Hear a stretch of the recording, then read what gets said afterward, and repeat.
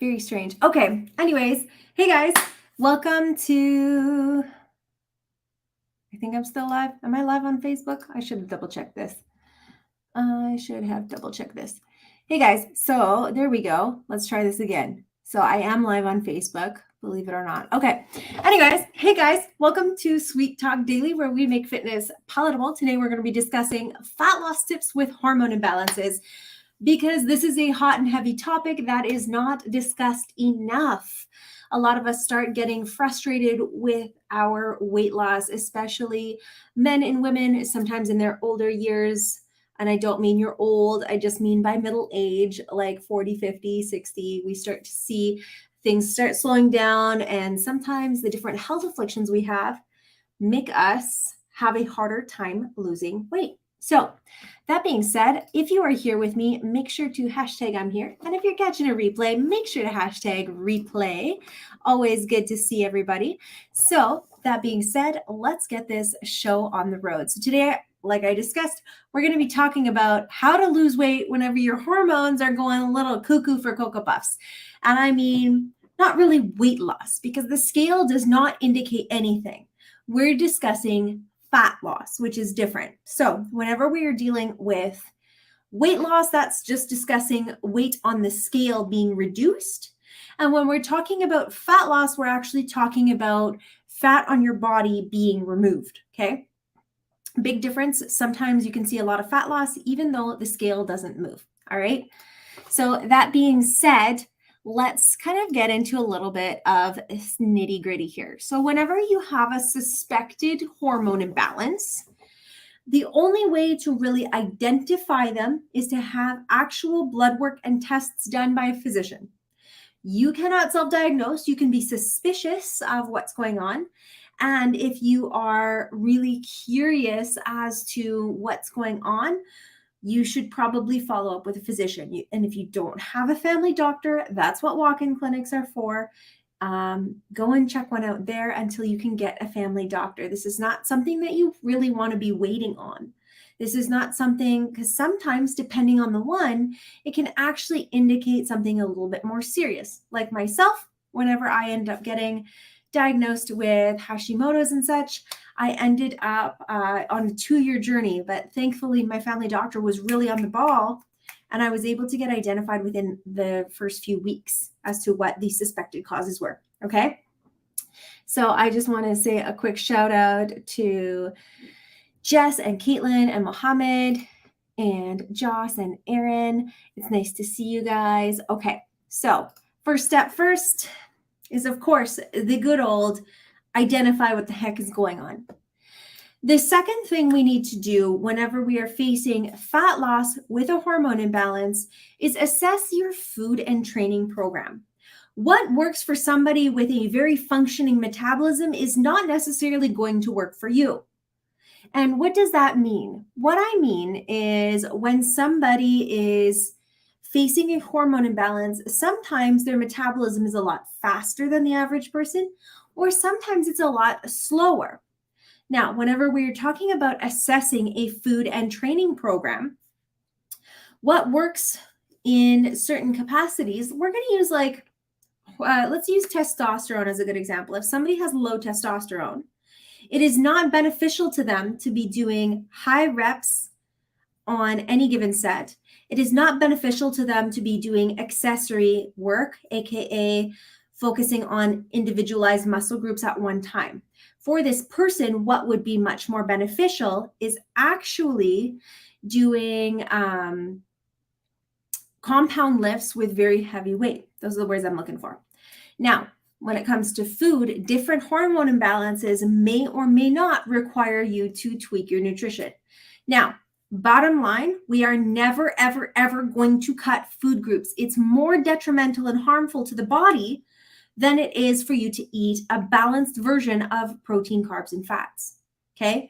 Going keto or low carb is not going to solve your problem. It's actually probably going to spike inflammation in the body and make you go the opposite direction. I don't know how many cases, like I have a case of one beautiful Hashimoto's chick, meaning she has low thyroid. And when she came to me, she was eating low calorie, low carb, and was doing CrossFit. And as a result, instead, we are slowly working on bringing her back to balanced nutrition and increasing her calories every week or so. And we got her back to compound lifts and strength training. And guess what? My sister's down quite a few pounds and she has a lot more strength in order to pursue her job, which is very physical and on her feet. So the bottom line is, whenever you have a hormone imbalance, you really need to assess your food and training program. If it's too much, it's going to cause inflammation and hurt you more. If it's too little, it's not really going to do anything. And if you're doing just accessory work, like the people who chop their bodies up into Frankenstein and they're like, today I'm going to do just arms, and tomorrow I'm going to do just hamstrings, and tomorrow I'm going to do abs and calves, that is it's a very old school style of training, and it's probably not going to get you the best results in your fitness program. Okay. The third step with fat loss with a hormone imbalance. Hey, Tyler, good to see you. Hey, Sanif. When we have a hormone imbalance and we want fat loss, we need to also look at our nutrition and understand that you may have a food that doesn't feel great to eat, aka a food intolerance. What does that mean? So your body's going through different hormones. It's inflamed. If you're in the middle of identifying what the imbalance is, your body's in a flare-up. Your body is in a state of WTF. It doesn't know what's going on. So it's inflamed. Don't add shit to the pile that's going to make you feel like crap. Now, there is a way to identify what this is. And if you are not sure how to do it, please reach out to somebody like myself. We do elimination style diets where we can help you identify what foods are not feeling great in the body. And there's a way to do it safely. But you can also do this on your own just by starting with the big culprits. The big culprits are usually dairy or gluten or soy. Some people can do great. Like, I'm a thyroid sister and all the paperwork says, no, you can't have gluten and soy. Guess what? I'm just a dairy girl. I just can't have dairy. But I eat a lot of gluten and soy products. So it just depends on your individual needs and your individual body. Now, if I am in a flare-up, I can't even have a tablespoon of anything with dairy. It will send me into a huge flare-up. My skin gets angry and everything else. But if I am at a reduced and normal state where things are under control, I can get away with it a little bit. But why would I do that to myself as much as possible? So that being said, you need to understand what foods work for you and what foods work against you. Hey, Rhonda, nice to see you, girl. All right. Hey, Stacy. Hey, Amanda. And Stacy, how do you figure out if you have a hormone imbalance? I did cover this already. You have to go see your family doctor and get some blood work done, and they'll be able to let you know. You can ask for a full hormone panel, and they'll be happy to assist you in that capacity. Step number 4 for fat loss with a hormone imbalance is that if your training plans are too cardio-based, you may be doing yourself a disservice. You want to be focusing on strength training in most capacities here more than cardiovascular activity. So this is the same case as when you get people who are like, oh no, I can't lose fat on this, like I can't lose weight on the scale. I'm staying the same. What's going on? And then they start picking up weights and they start dropping fat. This is that same kid, like the same scenario, okay? What we want is to basically focus our plans, like I already explained. We want to focus them on mostly strength training, compound lifts that are going to work with your central nervous system, get your type 2 muscle fibers functioning, and get your body working for itself. Now, if you go way too hard, too fast, again, state of inflammation, you're doing yourself a disservice. It's a very fickle beast. Hormones are kind of like trying to step on very thin ice and not fall in the water, okay? Hormones are fickle beasts. The 5th tip I have for you is that you're not going to like this one, but alcohol is not okay when you are having a hormone imbalance. It is one of the worst things that you can possibly do, and here's why. Every single day, your body gets rid of excess hormones that are floating through it with the liver. If you have alcohol, said liver might actually recirculate some of those hormones. This is a very simple explanation. I'm dumbing it down a little bit to make it very palatable for everybody. There's a lot more to it than that, but that's the gist of it, okay? Your liver is now focused on processing alcohol as a toxin in the body instead of working on recycling and getting rid of the excess crap and hormones and toxins that it actually should be getting rid of. So if you're in the middle of a flare-up, avoid alcohol, please, at all costs. You're doing yourself a disservice, okay? And of course, fat loss tip number 6, which is my ultimate one, my last one. I want you to understand that this is the reality of the journey. You are going to need to make lifestyle changes, and they are not easy. Why? Because your normal now has to change. If you are facing a hormone imbalance, you have a new normal and you need to accept that, okay? It's not a death sentence. It's not a fat sentence. It's not a skinny sentence. But it does mean that you need to learn how your body is now functioning in a new capacity. And it does mean that you will be required to have some patience. This is not going to be an overnight fix. Somebody with a normal metabolism and normal firing hormones, yeah, they might be able to get results in 5 days. My friends, this might take you a month. This might take you 2 months. This might take you years. What matters is that you understand what is going on in your body so that you can minimize the symptoms that you are having with your hormone imbalance in conjunction with proper medical treatment. Okay, these are not replacements for doctors. I want to just point that out here. But most hormone imbalances can be like drastically improved, or autoimmune diseases too can be drastically improved by these styles of lifestyle changes.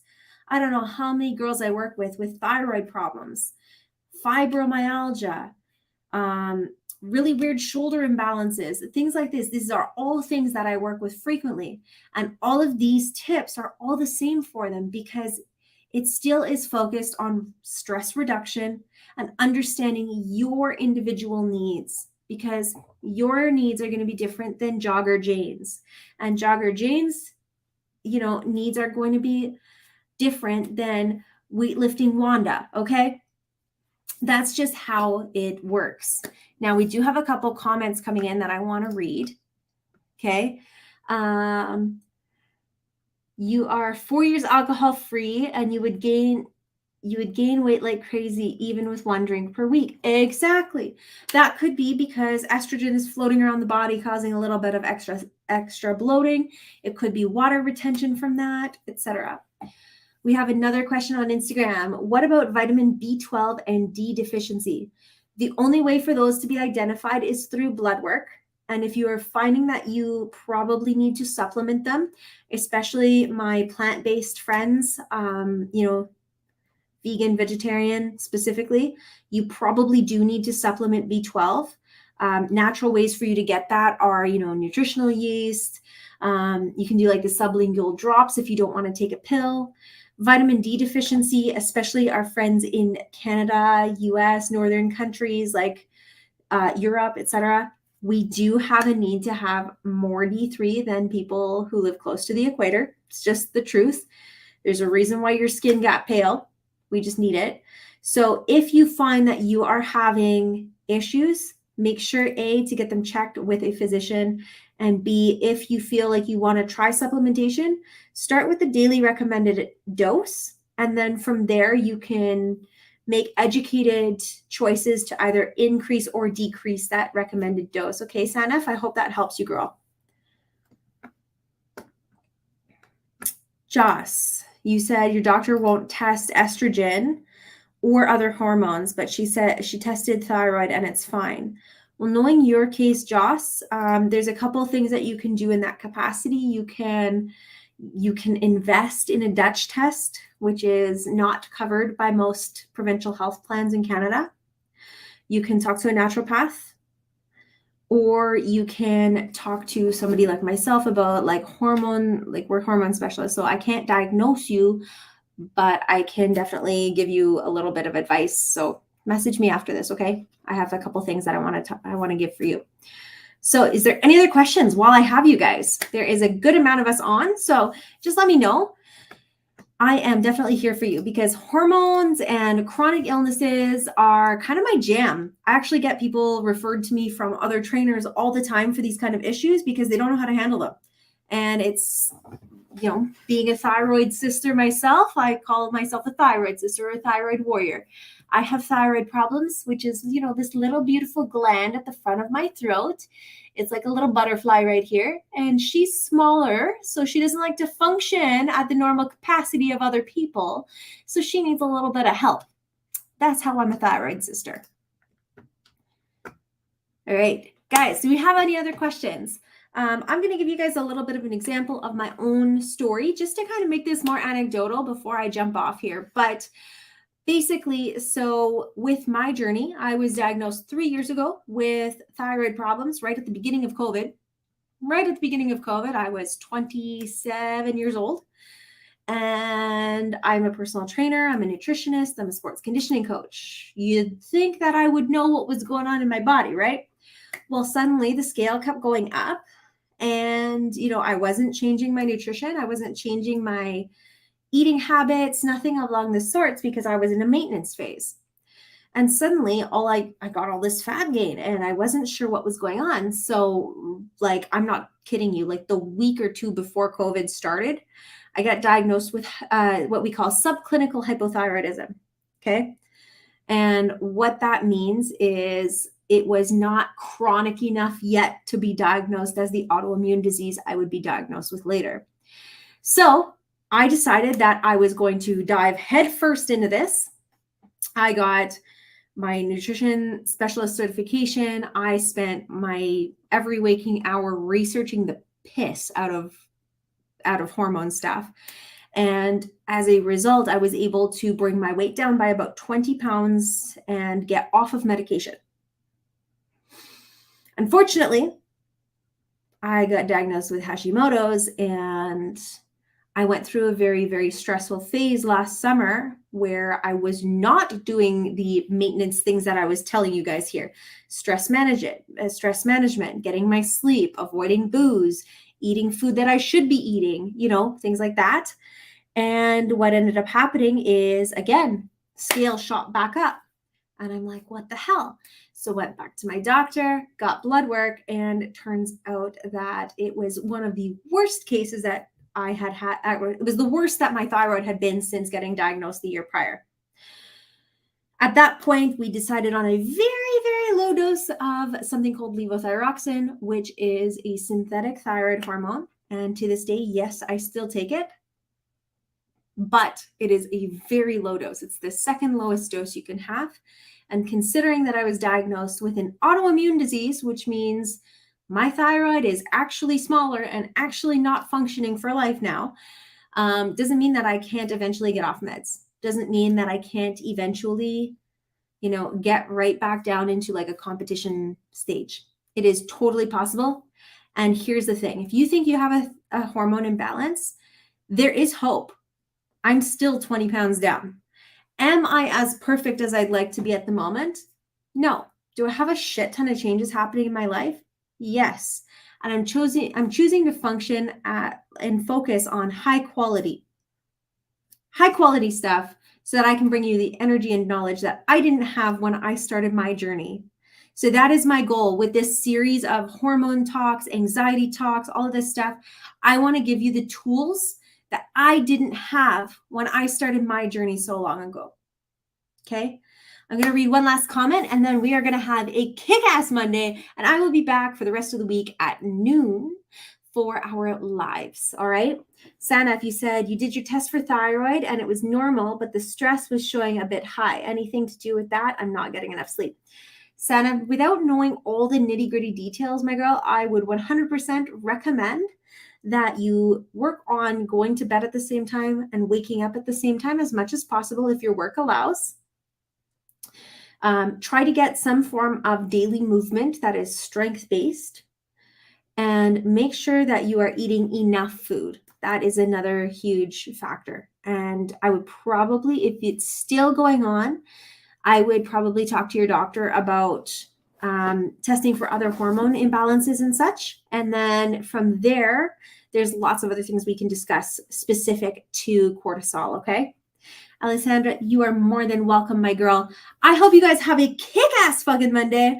It is the start of the week. Remember that Sundays we set goals, but Mondays set the tone for the week. It's 8 p.m. I've been awake since 5 a.m. And you know what? We're going to go hit up leg day because it is that day. We're going to set the tone for the week with the worst workout of the week, and that is leg day, a big nasty leg day. So guys, much love and much respect. If you guys have any questions, you can watch this on replay on Facebook, and I'll try to post this to my Instagram as well. You can tag me in the comments below if you are catching a replay and you have further questions, okay? So make sure to just tag me at Samantha Hart or at simplyheart.fitness, and I will make sure to watch for those questions and make sure to get back to you. Much love and much respect to you all. Bye.